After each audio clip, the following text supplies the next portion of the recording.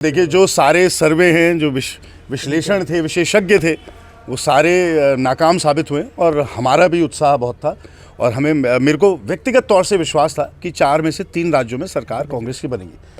मेरे को बेहद खुशी है तेलंगाना कांग्रेस के संघर्ष के लिए और रेवंत रेड्डी जी ने जिस प्रकार से वहाँ पे लीडरशिप दिखाई है और कांग्रेस वहाँ पे शून्य से उन्होंने बिल्कुल वहाँ पे सरकार की भूमिका में अब वहाँ पे रहेगी और मैं उनको बहुत बधाई देता हूँ। दक्षिण भारत में कांग्रेस बहुत मजबूत स्थिति में है।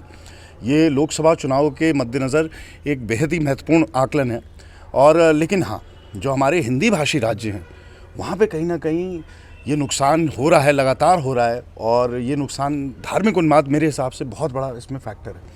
क्योंकि अगर आप राजस्थान की बात करें तो वहाँ पे लोक हित की ऐसी ऐसी योजनाएं चला रही थी कि 25-25 लाख रुपए तक का इलाज मुफ्त में था और सिलेंडर 500 रुपये में दे रहे थे।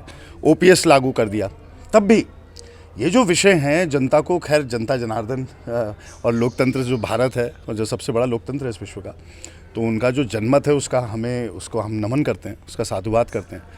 लेकिन फिर भी कहीं ना कहीं जो जनहित के मुद्दे हैं वो कहीं ना कहीं बैक स्टेप ले रहे हैं और ये जो धार्मिक उन्माद है ये आगे आ रहा है हिंदी भाषी राज्यों में।